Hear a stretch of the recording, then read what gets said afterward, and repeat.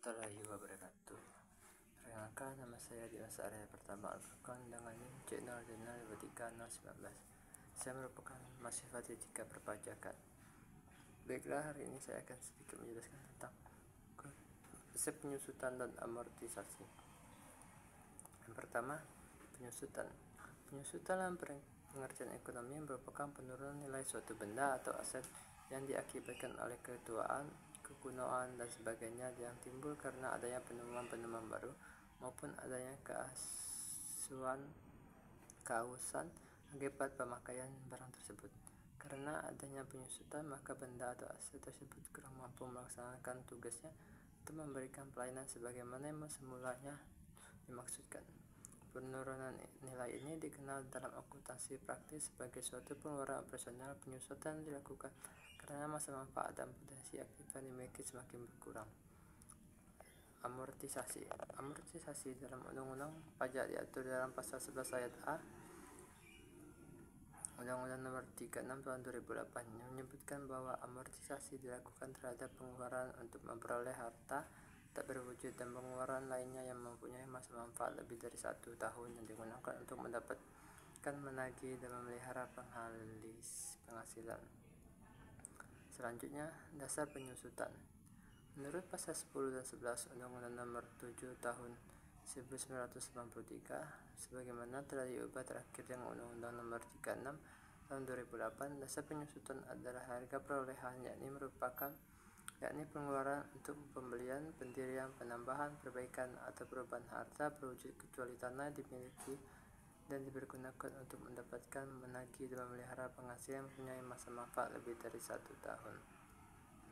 Selanjutnya, metode dan tarif penyusutan. Ada 2 metode yang dapat digunakan untuk mengestimasi penyusutan, yaitu metode langsung dan metode tidak langsung.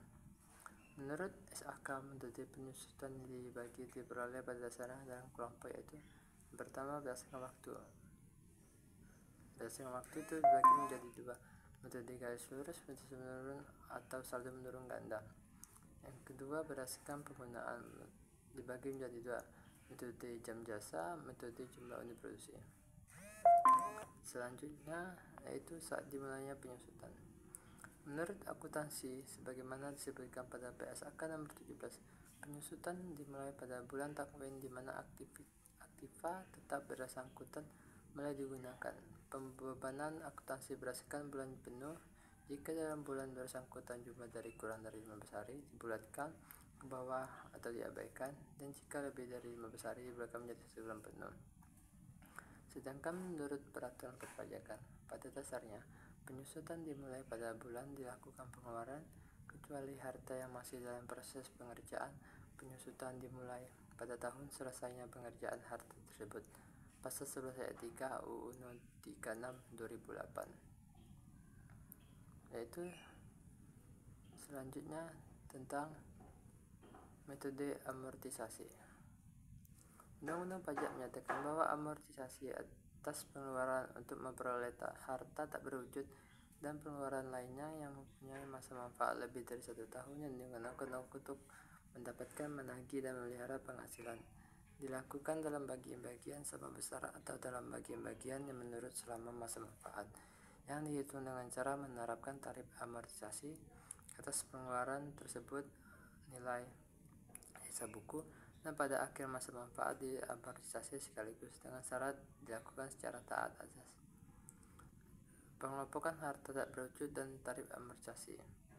Pengelompokan dan tarif amortisasi di atas pengeluaran harta tak berwujud ini dimaksudkan untuk memberikan keseragaman bagi wajib pajak dalam melakukan amortisasi. Sekian, hanya ini saja presentasi dari saya. Saya akhiri. Wassalamualaikum warahmatullahi wabarakatuh.